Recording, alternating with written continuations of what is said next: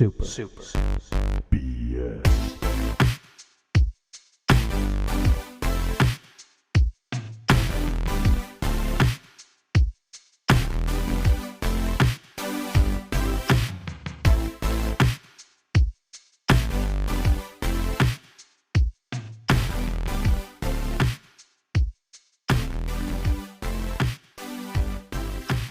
We did it, guys. We beat that number. Now that Jay Jolly and I, my new co-host, not my old one, we made that sweet 89. We don't even know how we're going to split it, okay? I'm thinking maybe buying a Lambo first for my half, and then I don't know what you're thinking. What are you going to do with your half of the 89, Jay Jolly? I was just thinking about buying a lot of fireworks. You know, I just want to set fireworks over everything. I just want to be able to drive and shoot fireworks off, fireworks everywhere, fireworks in school, fireworks at the office. I mean, that's the main thing people want out of life are fireworks. I know. I just want to be celebrated wherever I go. And if people see me launching fireworks, they're going to be like, there he is. That is the firework guy. That's true, man. I mean, once we split those 89 cents that we've made so far, I think the sky's the limit. I mean, I don't even know what we're going to do with all of that. Yeah. But guys, we did it. So thank you for your support. We are now the biggest podcast on the internet. Suck it, Mark Maron, or whoever else was once big. I don't even know if Mark Maron podcasts anymore, but suck it, Mark Maron, still. Anyways, we are number one. We are the champions. We already used that song, so I can't use it again, or else the dead ghost from Freddie Mercury will haunt me permanently. The dead ghost of Freddie Mercury. Yeah, is that what you're saying? Freddie is that Mercury's a contradiction? Ghost, is his ghost dead? Yeah, his ghost died, so that's the new ghost that haunts, because his original haunting ghost already haunted too many people. So he went to the afterlife. So we're talking about the afterlife ghost. This is the afterlife. This is like the after party. This is where everybody goes and they're like half drunk and just wanting to sleep, but in the ghost case, it's forever. And they play beer pong against the devil. Everybody knows the plot of After Party, okay? Jay Jolly, that popular game on Games Pass that everybody played. We all know Oxfree. We all know After Party. Yeah. This is Super BS, a podcast about video games mostly. I'm your lovable baby boy Brank, bringing you the good news and the breaking the bread and all that stupid stuff, waking the dead. And I'm joined by, who's this tool of a fool that I'm joined by? Jay Jolly, CEO of Broler Incorporated, nice. Biggest bro website on the internet. It was not taken down either. Broler is still up. It's for bros to meet up. Still going. Yeah, I mean we do a lot of Halo knockoff T-shirts. Nice. Brohammer, Broster Chief, Brotana, just all these really great knockoff action figures that we're making right now. You can check us out on broler.com. .biz, .biz, .gov. Hey ho, it's where the bros go. Hey ho, man, that's the catchphrase. That's my catchphrase, yeah. I love this. I wish that this was fake, so you couldn't go there and buy all those sweet Halo merch, but it's real, so you should go there and buy it. Yeah. Back to other real things, because we have so many games to talk about today. It's gonna blow your brains out on the wall like you want it to. That's what everybody wants when they listen to podcasts. One that will make them blow their brains out. So to start it off, what was one thing? Tell me one thing, not even two. One thing that you've played recently that you got to share. It's on your heart. Oh, geez. So I've played a lot of things this week that have kind of made me angry. I'm going to start with Zoo Tycoon. Nice. Praise report. Have you have you played this one yet? I mean, no. This is this. You mentioned it once. The sim games of our youth are nothing like these. This game is the modern sim games are so complicated because they start you out on this empty platform, right? I played sandbox mode. Okay. And they don't explain to you how to play the game. They don't tell you how to play it. You walk up to a thing, you just have to randomly press buttons until something pops up. But not only that, they make you start everything from scratch, right? You already have guests inside the park, and they give you bathrooms. So before you can even build animal exhibits, you have to handle the bathrooms because you've had so many guests there and the toilets are clogged. So like green stuff starts coming out of the bathroom before you've even built any animal exhibits. So you can't focus on building exhibits because you're too busy with the bathroom. And lo and behold, just not a great game. You know, I don't. What's the green stuff coming out of the bathroom? It's like a smell. It's a smell because the toilets are clogged. I thought it was a sludge that people in Zoo Tycoon world. People don't go the normal way to go to the bathroom. They shit sludge. You have a bunch of guests showing up. There's no animals there. They're just walking around. They came to my zoo strictly to use the bathroom and clog the toilets. So. I would love it if somebody just made that game where your whole job is janitor and all you have to do is clog toilets. There's actually unclog toilets. There's nothing else in the game. There's no animals, no objective. You just need to unclog toilets. And as soon as you unclog one, a guest will go to another toilet and clog it up. Okay, it sounds like I got to play Zoo Tycoon now, man. This is number one game. Is it on Games Pass? Yeah, it's on Games Pass. It's at the very bottom because it starts with Z. And it's shit. That's and why. It's also it's at the very bottom. Well, I'm going to share something that's actually good before you get to some of your complaints. This is a real praise report, okay? I finished Call of the Sea. That game is very good. Nice. It's very fun. I was How doing long? It's about 6 hours. It's really reasonable. I mean, if you're better at the puzzles than I am, and there is one puzzle I think everybody will probably need to look up because I didn't even know how to attempt it. If you're better at the puzzles, you could probably do it a little bit shorter. A lot of the levels, there's like 6 chapters. They can be done in maybe, 30 minutes each. The final 2 and one of the other ones are kind of take up a little bit more time. So I think it's totally possible to do that game in 4 hours. Like if you're just like playing it and having a blast and you get all the puzzles.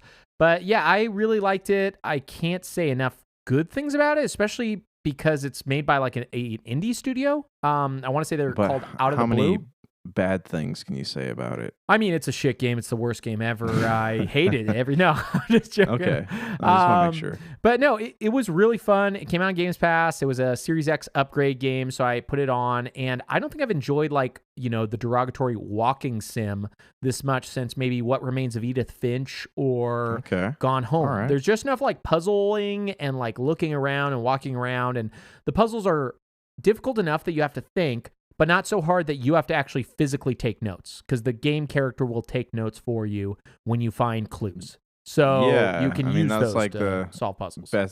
Best thing about Uncharted is the fact that like you have that little notebook you can keep looking at. Yeah, so this uses that idea, which I think is great because as much as I love the idea of me taking notes, a lot of these are intricate drawings that I just don't have the patience to sit down and draw, nor like if I was taking my own notes, that game would have taken like 15 hours because I wouldn't have known what to draw. But the character will make notations, and then you can reopen the notebook when you're solving puzzles and figure it out from there. Yeah, it's great. I loved it. I want you to talk about some more stuff, but before I do that, I just want to shout out, I did the 10,000 gamer score challenge for the Microsoft Rewards. Yeah, January, 5th or 6th or whatever, they opened up. If you get every gamer score or achievement that you get, gives you a rewards point up to 10,000. So I will mention what I've played after you talk about stuff, just in case you're interested in hearing about any of those things. But before I get to that, I heard you've been having some other Tycoon mishaps this week.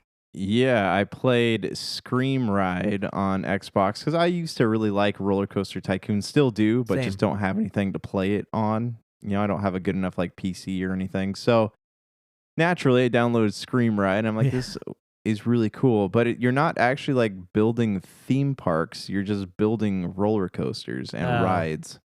So their sandbox mode starts you off at like a square in the middle of the ocean, and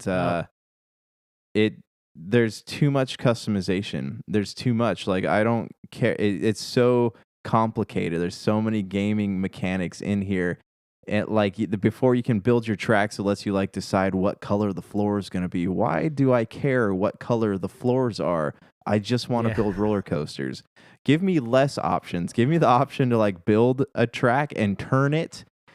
And that's really all I need. I don't want to be able to like customize the floor or change the wind temperature. Like, I don't care about any of that stuff. I just want to build roller coasters. I love your anger towards this game because I definitely feel that. I also love that you downloaded this versus Planet Coaster, which is actually supposed to be similar to Roller Coaster Tycoon. Is that on Games Pass? It is. It is on Games Pass. But you chose the one that you'd hate the most. I'm happy to hear that. Is there anything redeeming about Screamride? I mean, it's no. Not that I've found so far. I mean, I might like jump back into both of these games at some point just to like see if I was just not in the mood to play them and I just needed to like focus, but I don't think I will. I love this so far. 2 for 2. You've been loving Sims on Games Pass. So before I get to the main thing I want to talk about, I want you to ask me about one of these games. Here are the games I played in the last 3 weeks due to either Games Pass, Games with Gold, or just having them to get achievements. I played Halo 2, the Anniversary Remake. I played Fractured Minds. I finished Tacoma. I played Little Nightmares. I've played Day of the Tentacle. I played, oh boy, what else was there? I played Ark. I played Subnautica. I finished Gardens Between. I played, oh my goodness, there were a few others. Faye and Streets of Rage 4. And, oh man, I don't even remember. Immortals, a bunch of other stuff. I played like, honestly, 15, 16 games these last couple weeks to get this 10,000 Gamerscore Goat Simulator, whatever. Do any of those, are you interested in hearing about any of those titles? Tell me about Subnautica. I'm here. Okay. I hear from people who just like casual gamers saying this is a game worth checking out. I don't like being underwater in games. Mm-hmm. You're going to hate this game. So I haven't played it. Okay, but yeah, I know it's all underwater, but tell me about it. So I will just be upfront. If you're doing this for Gamerscore, I mainly played that game through using console commands, which allow you to cheat your way through the game. So nice. I only experienced the entire game through using console commands by jumping from location to location. But what I did see outside of my extremely poor way of playing it was a really neat sim style game where you have to like craft stuff and get ingredients similar to Minecraft. And then you can make bigger vehicles that can take you underwater. And, you know, without spoiling too much, there's a pretty interesting story about like otherworldly beings, and the finale of the game's like kind of crazy and really cool. And I don't want to give anything away more than that, but the gameplay itself, I didn't really experience. I just know what I was supposed to, which is if I would have played that game traditionally, it would have taken 50 to 60 hours to get 100% of it, like achievement wise. I finished in an hour and 20 minutes due to console commands, because it gave me unlimited abilities, unlimited oxygen, unlimited crafting materials. So I just made the things I needed to make and explored and did some of the story. But if you are interested in it at all, from what I did play, it looked really neat. So only Ark and Subnautica, I used console commands. Every other game I actually played. Explain to me, what are console commands? Are you just talking to the console? Yeah. No, you're typing and stuff. It's developer tool, so you can skip around. They use it in games normally on PC, but in a lot of these console games, just because, for example, for Ark, there was a lot of achievements with taming dinosaurs, which is really difficult. So I put on God mode. Too. What?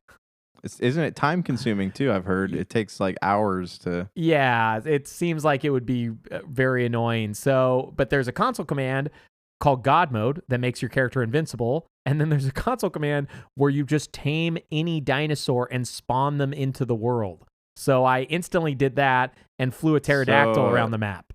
Ladies and gentlemen, this is the Super Cheat Gamescast. This is sponsored by Game Genie. If you ever had one of those as a kid. Or Game Shark. Game Shark, Game Genie. If you played Game Boy, you know. Yeah. So those two games are the only ones I cheated my way through. I had to get that 10,000. Okay. I needed those gamer score points. But no, it was one thing I will say about playing all these games is if you have the time, it was the funnest way to make essentially $10 I've ever had, because I experienced a ton of games like Gardens Between, which is something that I enjoyed the first stage or the first world of, and you talked about. It's repetitive, you know. And some of the puzzles are really obtuse to the point where it's like I watched a walkthrough and I'm very glad I did, because like some of these you would have had to keep replaying the same puzzle over and over again to solve it. because some of them are so crazy. Like one, you had to know to stop right at the right area, which would allow the game world to continue, but your character to stop. But if you stopped too far, nothing happened. If you stopped, and like that would be in the middle of a puzzle, they had to do that. So I did follow a couple walkthroughs for some of these games, but it was still neat to see a bunch of stuff that otherwise, like Streets of Rage 4, I would have never turned that on, but I wanted to get some easier achievements. What'd you think of that one? It's good. I actually think the new Battletoads I dug more. The one that nobody liked. But yeah, it's a brawler. Those are neat. There's no leveling mechanics like River City Girls. No. Which is something. You're just going through it. Yeah, you just kind of like fight and stuff, but it was fun. It was like there were just so many good games on Games Pass that it kind of like blows my mind. And I went back to games like Gone Home and Tacoma and other walking sims. But that could be a podcast in its own of all these games, so I don't really want to spend that much time. What's the other thing that you've been playing this week, so we can get back to newer titles? Okay, so I've been playing again. I know I kind of talk about this a lot. Assassin's Creed Valhalla. I'm at a point though where I think I'm ready to stop because I have encountered my first ever game-breaking glitch. Yeah. I've never had this happen to me in my history of gaming ever. So I got to a point, like there's a point where you have to like do this one mission in order to like help your brother out trying to find this like stone that's an artifact of the Isu, the first civilization. But anyways, you're like you stop this ambush and you like hide up on this tree and you shoot bow and arrows at these little bombs. But the person that gives you the quest and is helping you, she gets stuck. Like she got stuck behind this wagon and she would not move to the point where she was supposed to go. So she needs to like climb up onto this hilltop, but instead she's just stuck on this wagon. So I tried a bunch of things before I like turned the game off. I lit her on fire. I swung my sword at her. I like put all these bombs by her, trying to like, how in games you can move characters sometimes if you like swing at them hard enough or you cause force. Physics or whatever. Yeah. I was trying to do that to move her like off to the side to see if she'd like climb up the mountain, but she always like looked like she was moving forward and then snap right back into the place where the wagon was. Oh. So I was like, oh, that's lame. And so I'm like, maybe if I turn it off and go back to the checkpoint and just do this like 5-minute thing again, it will let me progress. So then I shut the game off and restarted it, and it erased 6 hours of my game. Oh man, 6 would have quit. Whole hours. I was so mad. And so sorry, my dog is like super loud today. So what I did was I went on Reddit because that's where like, angry gamers go. And I just put in like Assassin's Creed bug. And it turns out that a lot of people have struggled with this. Like Assassin's Creed has had a lot of game breaking bugs, it turns out. This one specifically, like Valhalla or? Valhalla, yeah. They patched a lot of them, but there are people still finding bugs that are, I'm lucky it only erased 6 hours of my game. There are people who have gotten like several hours of their game erased.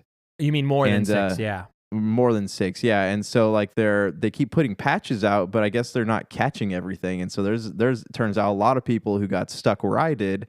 And they said, they haven't put a patch out yet, so we can't really do anything. So I'm at the point where I'm going to try it one more time and just see what happens. But if it gets stuck again, I'm just going to quit, and maybe pick it up again in like 6 months. Well, you have a lot more patience than I have. I think that would have made me quit that game permanently. We're going to talk more about this if we get to our topic today about games coming out this year. But I think a lot of those problems deal with the pandemic and people having to work remotely and finishing games that were at the finish line. Games have always had bugs, but speaking of buggy games, the game I spent the most time with, like consistently recently, was Cyberpunk 2077. Before I get into like my experience with it, they mentioned that the next gen upgrade will not make it out till the second half of 2021 at the earliest. I saw that. It was like June, right? Somewhere around there.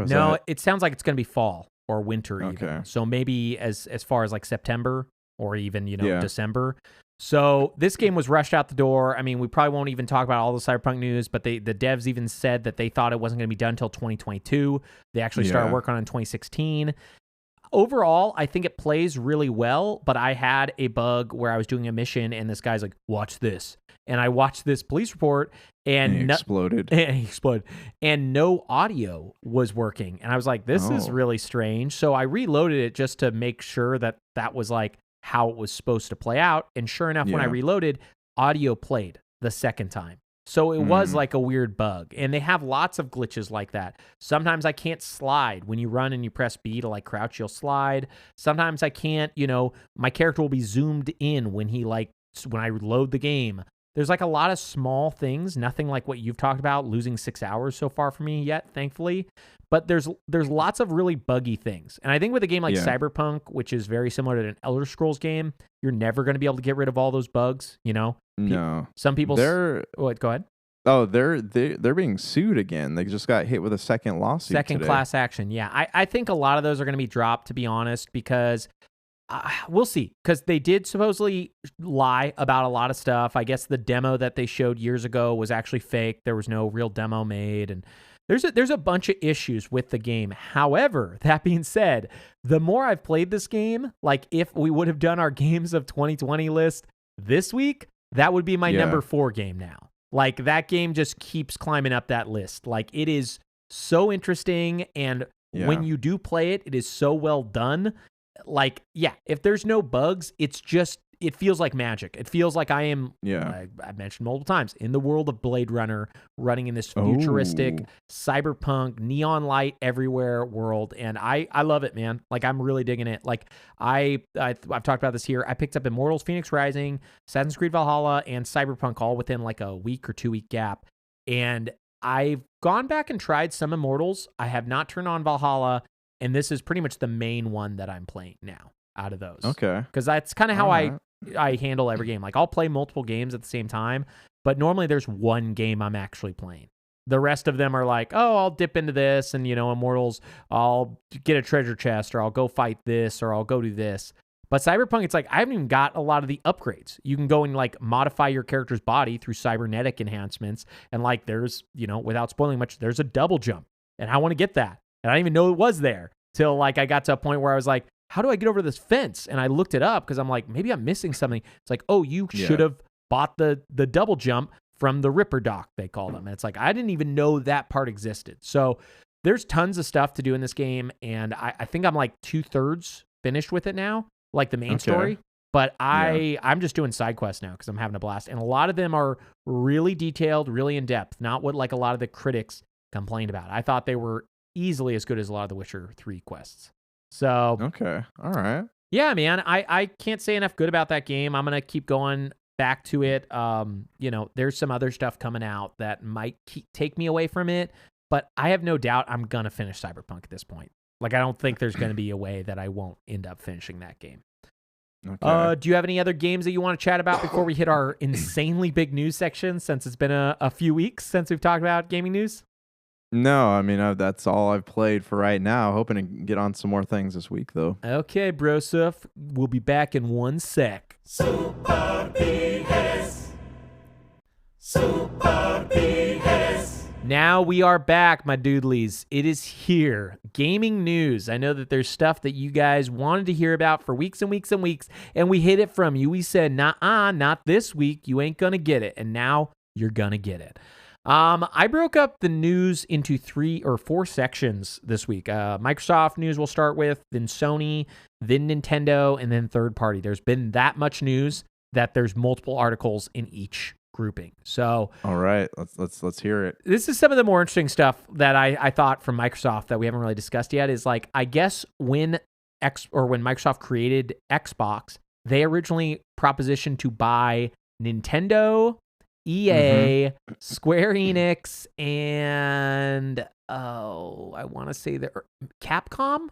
I'm like, I can't remember, but did you get to read that article? I did, yeah. I guess the Nintendo laughed at them. Yeah, Nintendo. Yeah, funny. Nintendo. I don't know if I said them. Yeah, yes, they got laughed out. Not laughed out of the room, but they were laughed at for the hour and a half that they were trying to pitch. Like, hey, we know hardware, you know games, let's work together, style thing. I just brought it up because I think that's like funny. You know, if you're following gaming news, you've already read this. This is a couple weeks old now, but I love this idea of Microsoft, this no name in video games, essentially. You know, a PC creator at the time and or operating system essentially creator with some software, and it's like, hey, we want to make games and we want to buy you, and they were rich enough at the time. But like they didn't give enough money to their gaming division, so that's why they don't own any of these departments. Yeah. I don't know. Anything that you thought about that, or? So I mean, it doesn't surprise me that they would. I know they're kind of starting from scratch when they first came out with the Xbox, and they're probably looking for content. But I mean, I think it's better that they didn't end up with those studios under their belt, because I don't think we would have been getting a lot of the amazing stuff that we're getting today and we'll probably be getting by the time the year is over. Yeah, I totally agree. I think if it would have gone through the bomber era Xbox, we might have lost all of those studios or some of them. You know, I mean, they closed down so many studios at that time. So I agree with you. Just to keep it going, there was this rumor. We're going to be talking about, I think, quite a few rumors today, but there was a rumor that Ubisoft Plus would be joining Games Pass or Game Pass, just like EA Play did. So you can play all your EA Play games. I don't know if you got here, but Star Wars Jedi Fallen Order got a Series X upgrade and PlayStation 5 upgrade. It's supposed to be really nice. But anyways, from that rumor, they got that from a guy who gave top 10 biggest rumors about Xbox. And I just want to read these, and then we can discuss them. We've talked about them privately, but this is a rumor. This was published a month ago. We'll see if these come true. But if they do, even if some of these become true, I think it could be crazy. The 10th rumor is In Exile Entertainment, the creators of Wasteland and a few other titles, are working on a steampunk AAA RPG. The game supposedly has the second highest budget for an Xbox game in development, aside from Halo. This does not include Bethesda or ZeniMax games. Obsidian, number 9. Obsidian is developing 6 projects, including 3 AAA RPGs. They've grown quickly, and depending on how lightly in development is being used, this may be true. So, like, it depends on like where they are. They might just be starting these or pitching some of these ideas. Number 8 rumor. Xbox has secured publishing rights for a big unannounced AAA surprise that will launch in 2021. I'm hoping that's true. Number 7, xCloud will be joining several new markets, including this year, including iOS and Samsung TVs. Pretty positive that one's going to happen. Number 6, several additional titles are launching exclusively to the Xbox ecosystem next year with Forza Horizon 5, Starfield, and Wolfenstein 3. Just so I'm not just talking, what do you think of any of these so far? Because we might take the last 5 piecemeal. I don't know. I mean, it makes sense. A lot of them make sense. The one that it seems weird to me is Obsidian having 6 games at once. I mean, they take quite a long time to make games, and even just from reading about them in, the Jason Schreier book, it doesn't sound like they're properly staffed for that unless Microsoft's giving them a lot of funding to make a lot of hiring decisions. I'm thinking about also Starfield. Like, I remember Todd Howard at E3, this was like 2 years ago, saying that Starfield's at least 5 years off. So, I don't know what truth is to that one. And then, we've talked about this too with Forza Horizon. It seems weird that they had touted Forza 8 as coming out, being the next Forza entry, and then, now they're claiming to be skipping a mainline entry for another Horizon entry. But I mean, I guess after the success of Forza Horizon 4, it makes sense, but that seems like a really fast turnaround for a game like that, especially if Playground is, they're still developing Fable right now. So it seems odd to me to have all that going on at once. Yeah, did they actually mention that Forza Motorsport 8 would be worked on, though? Or is being worked on even? They showed that trailer. It's just called Forza Motorsports, but I mean, that was a mainline entry because it was taking place on a racetrack, so I'm assuming that was 8. Oh, okay. I mean, you could totally be right. I don't know that series very well. I have heard other rumors, though, that kind of substantiate that Horizon 5 is coming next. and Motorsport will be later. Oh, well, maybe. Yeah, about the Obsidian thing, I think the 6 is probably, pitches going out too, but I could see them working on 2 or 3. Like, I think that part of sure, because they're already working on Avowed. We saw the trailer for that last year. So there's no doubt in my mind they're working on another one, maybe Outer Worlds 2, something else like that. So number 5, Uplay is going to be coming to Xbox Game Pass subscription, just like EA Play did for holiday 2021. That's where we found this whole thing. And then number 4, Xbox will be dropping Xbox Live Gold or rolling it into Games Pass service. Free-to-play games will not require any subscription. What do you think of that? I mean, that could be cool. For me, like most of the Ubisoft games that I want to play, I already own, so it wouldn't really be like a big, I don't know, big advantage to me. But I mean, I can see that, for some of the stuff you can find on like eBay and stuff for $10 or less, like I can see that being, a bargain for people. But hey, as a subscriber to Games Pass, I'm up for whatever extra services they want to throw my way. Yeah, I think another thing that kind of makes me feel like this rumor, especially the one about Xbox Live Gold rolling into Games Pass, could be true is, I don't know if you heard, but they stopped selling Xbox Live Gold as a separate membership in a lot of stores. Yeah, now you got to... or I should say the yearly plans. Now you have to buy it either monthly or pay for Xbox Live Gold Ultimate Games Pass Ultimate. Yeah, they're trying to like roll them all into one package. Yeah. So now we're getting to some of the interesting rumors. All of these rumors are pretty crazy if any of them happen. But number 3, all non-MMO Bethesda ZeniMax titles will be exclusives starting in 2021. That will be crazy if that happens. Yeah, I mean, okay, so Phil Spencer is usually someone who like he's a pretty honest dude, and he says that he is open to talking about putting these games out on other consoles. I can't imagine a world where like these games are exclusive to Xbox for longer than like 2 years, Like I can't, especially with like Bethesda's history of releasing Elder Scrolls games on anything and everything they can, Yeah. Here's the thing, like I agree with you, and it would be great. Microsoft would make money regardless. But they do need people. They need to capture people's attention again. This last generation hurt them so bad that the PlayStation hype never stopped. It's still going on. I've been trying to get a PlayStation 5 as well. I've mentioned that multiple times. It's still harder to find, and there's still fanboys telling you how stupid Xbox is. Yeah, there's a couple people pushing back now that they got Bethesda. But overall, like a lot of their games are on other platforms. So people are like, well, why would I ever buy an Xbox? Blah, blah, blah, blah. So if they actually make some of this stuff exclusive, even if it's just PC and Xbox, that's big enough. There's a lot of people who don't want to PC game. That's why we're able to, talk about this, and why we have enough. I have a lot of friends who still don't PC game. Second rumor, and we've talked about this one multiple times, which makes it feel like it's truer and truer, and I'm hoping it is true. Xbox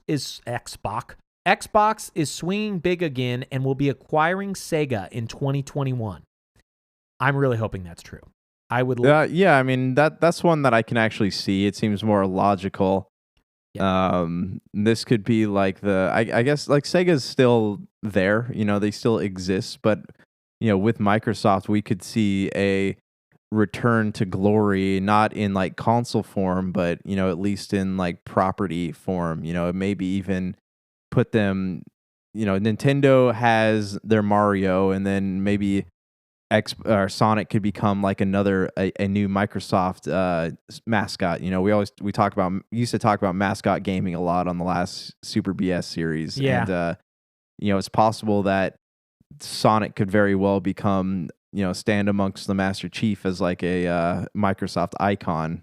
Yeah, I'm just interested in it happening at all because they own Atlas, which would give Persona 5 non-exclusivity. Oh, and that's right. Microsoft's been really cool about their partnerships with people. Like Ori is on Nintendo Switch, and I would personally love to play Persona on Nintendo Switch. And for some odd reason, Sony has this. I don't know not copyright. This they bought the property license or whatever, so it can't be on anything else. So it would be great Yeah. to see games like that. And now that we have the Yakuza games and all these other games coming to Xbox this month, 3 more Yakuza games are coming to Games Pass. I feel like it's becoming more and more of a reality. But we'll see. Nothing's announced yet. And I want to say Dr. Donna constantly reminds me of this, but they said something like they're not going to announce anything else till the Bethesda deal goes through, which isn't till I want to say spring of 2021. So till spring of 2021, we won't really know anything. The final rumor, and this is number 1, is Xbox has already acquired 2 additional studios aside from Bethesda ZeniMax, with one being large and the other being small. This rumor doesn't really state if the Sega deal is part of that or that's the large, acquisition. But it is interesting to see this. It's both really scary in terms of consolidation happening. Any industry where mass consolidation happens is terrifying.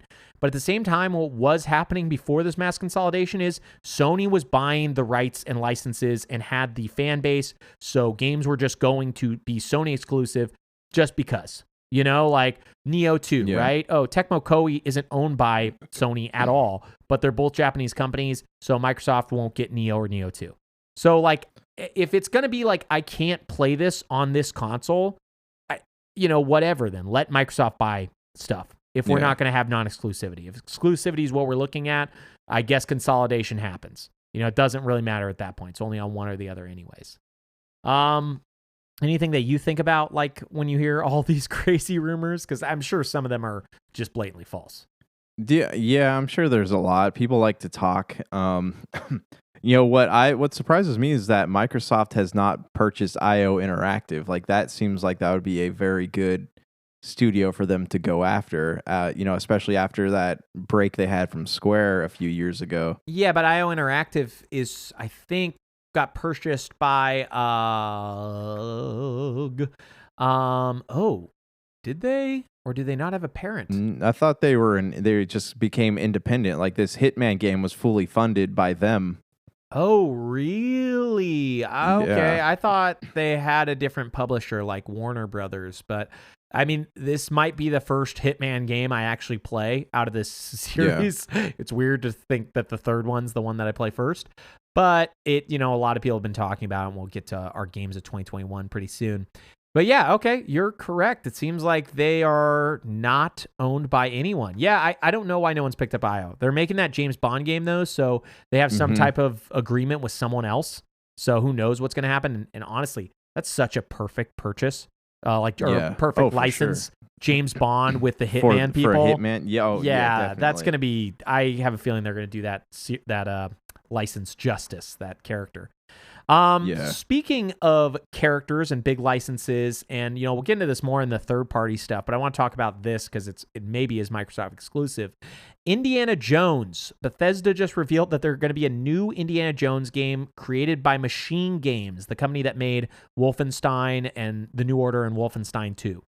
I am very curious about that. I remember playing the demo for an Xbox Indiana Jones game years ago, but that's probably the last Indiana Jones game I've played. Do you know which one I'm talking about? It was on the original Xbox. Yes. I never played it, but I remember it. Indiana Jones and the Emperor's Tomb, it's called. Yeah, they had it was, from what I remember, it was not very good. Yeah, I don't remember. I just remember they had a demo in that magazine. Do you remember Xbox had a magazine with a demo? I sure do. Yeah, I had that. I would get that and the PlayStation 1 so I could play all these demos. Man, demos were so cool back in the day. I couldn't wait to. I pre-ordered Drakengard, if you remember that series from Squaresoft on PlayStation 2, so I could get the demo for. Oh man, what was it? Not Dragon Quest. I bought Dragon Quest so I get the demo for Final Fantasy 12, but I pre-ordered Drakengard so I think I could get a demo for Dragon Quest 8 at the time. It doesn't really matter, but it's funny to think that's what demos used to mean. It's just a totally different. There's some good things on demo discs. I remember I subscribed to PlayStation Magazine when I was in. I want to say I was in 6th grade, 7th grade, around that point, and they had. I remember I got a demo for Legend of Legaia, and that same disc had Urgies, God Bless the Ring, and Medieval on it, and Spyro, and I just remember just playing that demo disc nonstop. I'd finish the demos and I'd play them over and over and over again. They were awesome. Yeah, you remember when what is that game called? That came with the Halo demo. It's like one of my favorite games. Starts with C. There was just a third one that released 2 years ago, 2019, and everybody hated it. What is it? Hello, Agent. Do you know which game I'm talking about? Psychonaut? No. Open world. Sorry. This is gonna drive me nuts if we don't talk about it. It is called. Wow, and it's so old that it's not. And this is what? Is it Armed and Dangerous? Is that what you're thinking of? No, this is an Xbox company game. Like, it's made by the guy who made Grand Theft Auto 3. It's you jump around as a super agent and you pick up orbs. Crackdown. Thank you so much. I'm like losing my mind. So anyways, Crackdown, if you bought the original Crackdown, you got the beta for Halo 3 multiplayer. Oh, that's right. And I remember a lot of people bought it for that, but Crackdown ended up being like one of my favorite games. So it's just like, it was fun. Such a weird thing that like I bought a game for a demo that I ended up loving. Anyways, yeah, that Indiana Jones made by Machine Games. I hope it's cool. I don't have a lot of love for Indiana Jones anymore. I think Kingdom of Crystal Skull was trash. So we're all going to have to let go of that eventually. No, we aren't. And we're never going to talk about anything good about Indiana Jones anymore because of Kingdom of Crystal Skulls and how bad it was. Yes. I think that Machine Gun Games is a great choice for this. Because, you know, you look at Wolfenstein and you look at like how fast paced the action is and just how, you know, how the characters interact with the world, because it is a World War II setting. So are most of the Indiana Jones movies. Like it makes sense. You know, the game play style makes sense. The art direction makes sense. Like it seems like a very Machine Gun Games. Yeah. You know, like it all like I can totally picture it happening. My one concern is that because it has to tie to existing mythology. That didn't start in video games. It concerns me about whether or not this is going to have a story that's really, you know, that really packs an emotional punch like the Wolfenstein games do. Yeah, so Machine Games, the one thing that makes me like happy about them handling it, and this is something I literally just realized right now, is they were founded from members from Starbreeze. Do you remember Starbreeze? No. They made the Chronicles of Riddick game, Escape from Butcher Bay. Oh, yeah, that's right. That game was amazing. Yeah, it was incredible. So because of that, they have experience with that Hollywood to game play. So the only thing that's going to be interesting is I can't imagine them not making it first person. And I'm hoping it is first person, because otherwise I think we're just going to get an Uncharted game. I think if this game ends up being third person, it is going to be Tomb Raider, which is great, or Uncharted, which is also good. But I'm just sick of seeing that. Make it first person. Try something new. So my issue with that is that like both Tomb Raider and Uncharted have believable protagonists. You know, like I like Indiana Jones, but he's absolutely a product of his times. You know, like there's not characters like that anymore, and it's not very believable to know that there's like an 80-year-old man swinging from vines and you know, fighting animals and Nazis and stuff. Does he have to be 80 years old though? This is a video game. Like they could just make him young Indiana Jones, like the 40-year-old guy. I know, but like Disney has an issue with like continuity, right? There are rumors going around that because people have been clamoring so long for a Force Unleashed 3 that there's rumors now going around that there's going to be one, and that's going to become canon. So Disney can't make things that aren't canon. They don't do that. I guess. I mean, we'll see. I'm not too worried about that stuff yet. Like, we're going to wait till they actually show stuff. I am hoping that this isn't Starfield, because it is another Bethesda thing. Like, I'm hoping they announce this. It will probably be something we see next year. Or, you know, hopefully this year, which I doubt it. But it would be great to see it like within the year, like a year from now. Otherwise, you know, nobody listens to this. But if you do listen to this, Please stop showing. Man? We made 89 cents. I know. We did the big 89. I wish it would have been 69 though. So I'm trying to lose 20 cents right there. No, but if you listen to this, stop showing your games if they're 3 years out. Like if you know somebody who knows somebody who knows somebody, and everybody's been saying this, and still, companies are like, well, I gotta tell you, it's like all of us are working on stuff. Like I know you are, and I know I am. Things that we're not sure when it's gonna be done. Don't show people early. It's not good. You don't know when it's going to be done unless it's like a close friend. Don't put it on the internet.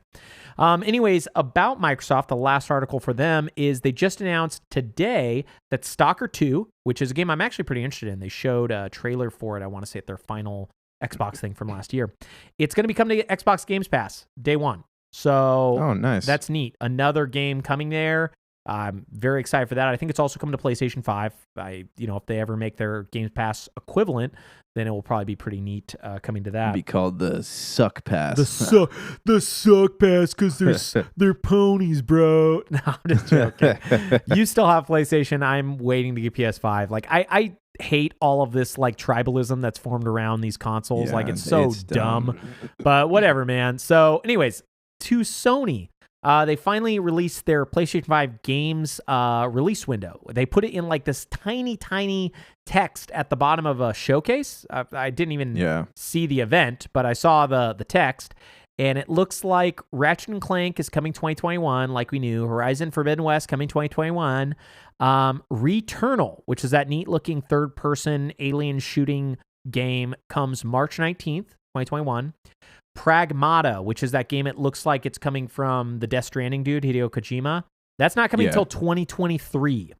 So I don't know why they showed that. It'll be totally worth the wait, just like Death Stranding was. Yeah, I have no clue why Capcom decided to show that game that early. Solar Ash, which is I believe the follow-up to Hyper Light Drifter, like a totally different game, but like from that company, and dude, I can't wait for it. That's coming June 2021. I can't even see this one. Kena might be the Bridget one, like the cartoonish looking one. Oh, yeah. Kena Bridge of Stones or Kena Bridge of Spirits. That's coming March 2021. Stray, which is that cat game, October 2021. Ghostwire Tokyo, which is a Bethesda game, which is still keeping Sony exclusivity, October 2021. That is so crazy that Microsoft allowed them to be like, I mean, I get that all those deals were probably done a long time ago. Yeah, it's probably an existing contract. But it's still kind of crazy where it's like, oh, we're going to buy you and we're going to let your games not come to our console. They'll probably be there later, but you know what I mean? It's just weird. 2021, October.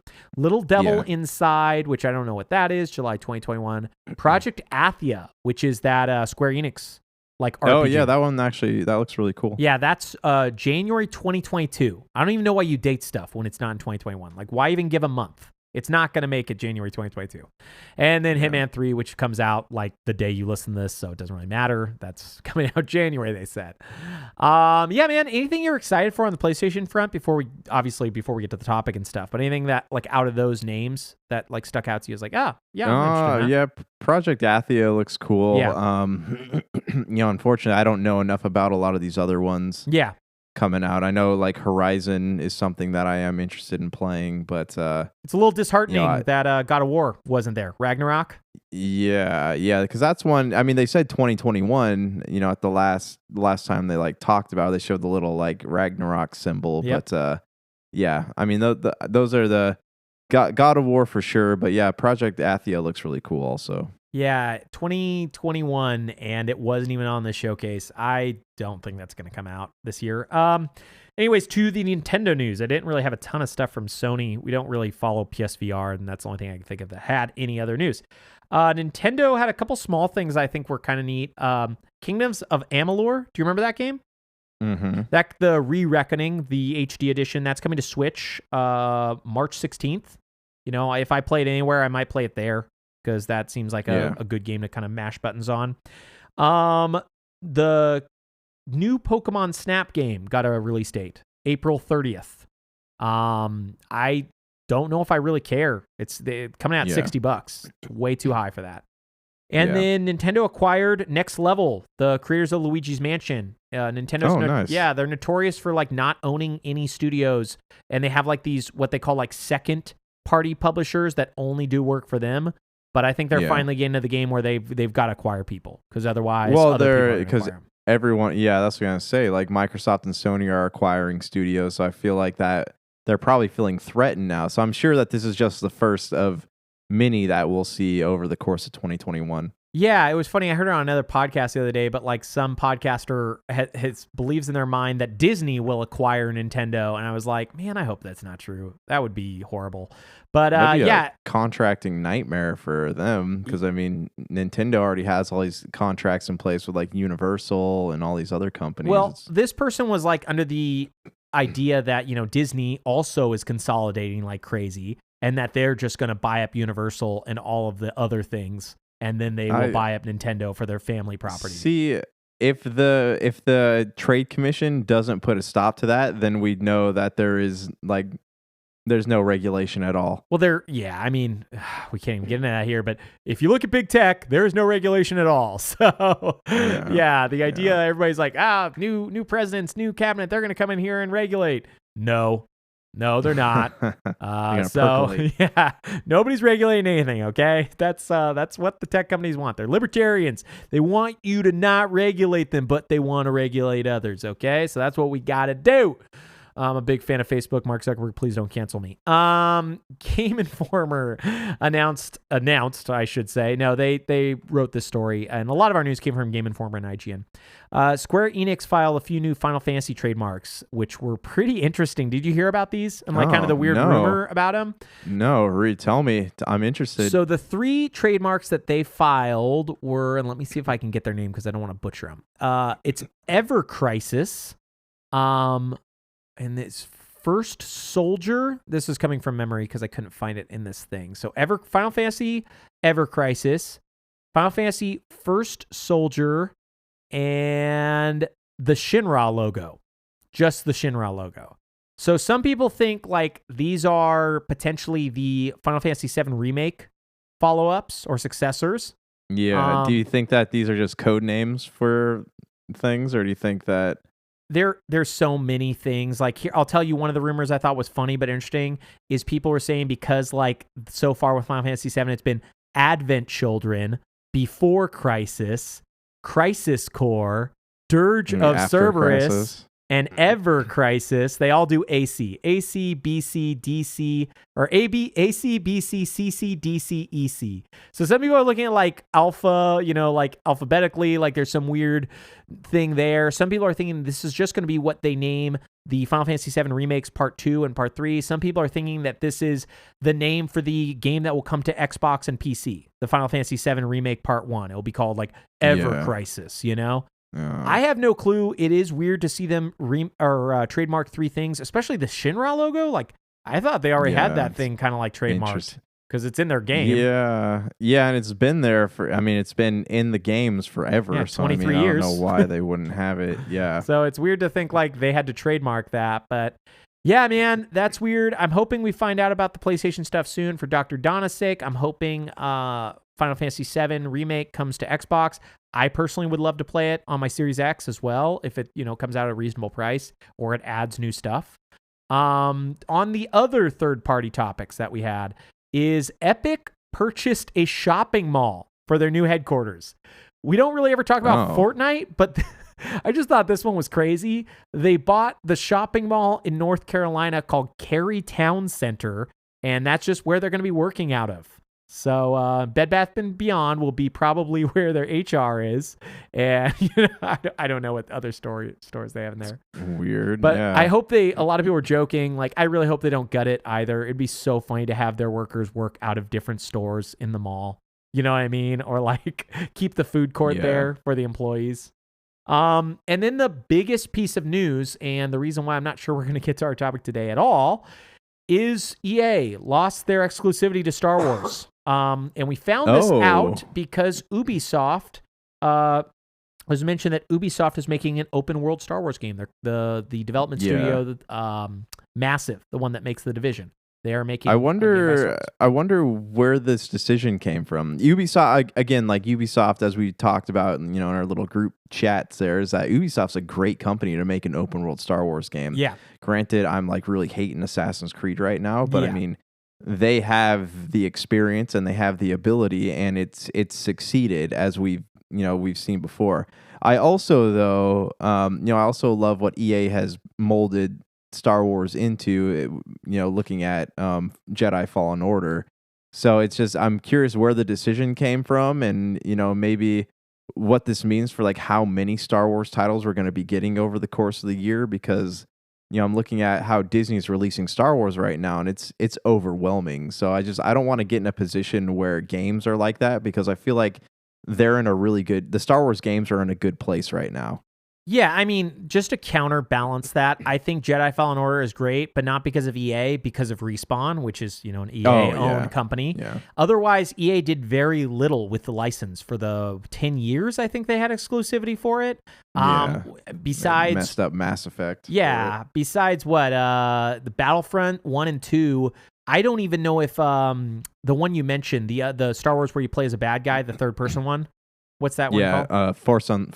Force Unleashed. I'm not even sure that was part of that 10-year license agreement. No, it wasn't. That was those came out back in like early 2000s, wasn't it? It's on 360, like the first couple of years of the 360 life cycle. Yeah, so all I mean is like EA did very little, and they canceled a bunch of their stuff.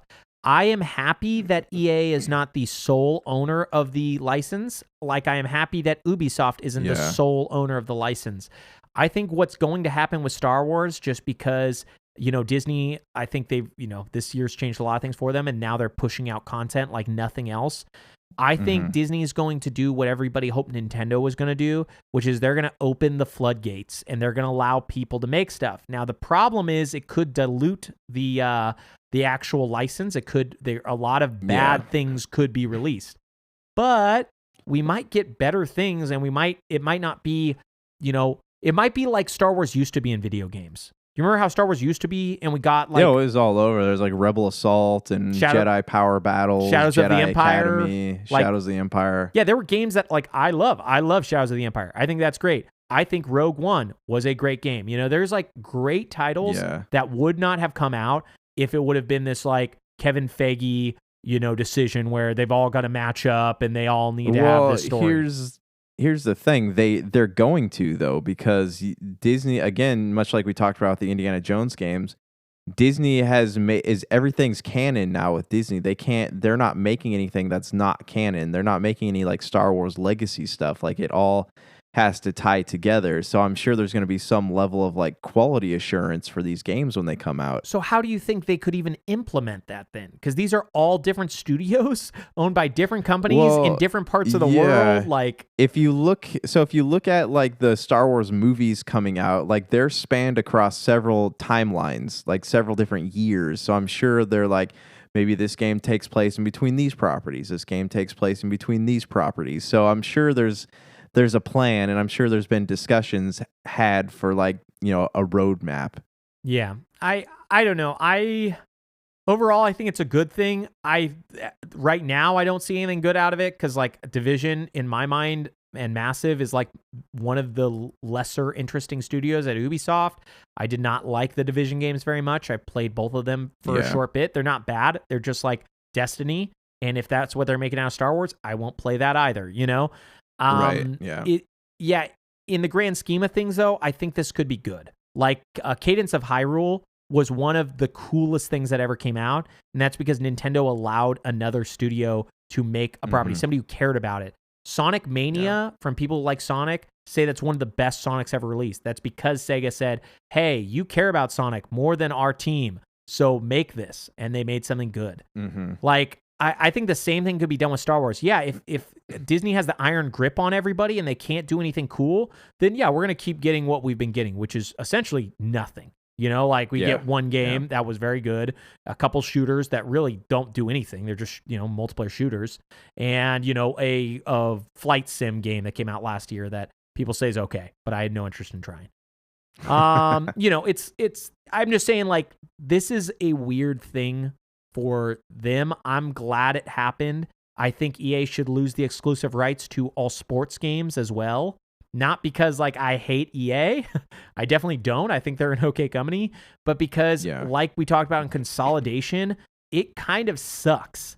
But if it's going to be that like EA gets the rights anyways, even if they lose exclusivity, then yeah, I guess I'd rather have these companies be getting more money. So I don't know. I'm a big fan of like, hey, when they took 2K out of sports, that sucked because I used to play sports games back then. And I loved, for sure. Those games are great. Yeah, 2K football was awesome. Blitz was great. Like all these games were fun. And the fact that now only EA can use those football teams, that stuff, get rid of that stuff when you can, Mm-hmm. But yeah, man, let's take a quick break-a-rooney. Super BS. Well, we surprised you again. We said we were going to talk about our favorite games coming out in 2021 and the stuff we want to play, but we fooled you. And you guys got to stop being fooled, okay? You keep thinking like, oh, they're going to do what they say. We ain't going to do it, okay? Because we're 89 centionaires. We're getting all that cash money. We're taking it to the bank. We're rolling big, rolling large, getting our Teslas, preaching the good news of Elon Musk to everybody we see. We're doing what the good Lord Elon explained and told us to do on Zebulon. The planet that he passed Mars, man. He's already on Zebulon. That's where I'm living now with my buddy Jay Jolly. Jay Jolly, anything you want to add before we hit this road hard? No, I think we're good. Next week, can't wait to talk about games of 2021. Oh man, I hope we don't fool you again and do it a different week. Seriously, just a little less news, and more about the good news of that's what I'm all about, Microsoft, Sony, and Nintendo releases. We can't spoil our top 3 games of 2021, but yeah, the good news of video gaming. We are here to preach it to you, Elon. Just listen to our podcast. I've been begging him. Okay, I've been knocking on the doors of SpaceX day in, day out saying, please let us talk to you about video games. And he won't do it. Okay, it's because he's been knocking on the janitorial closet. Well, I've been unclogging those toilets. That's what the job is. They just keep clogging those toilets. I got to unclog them. That's the job. Have you forgotten? Oh, yeah.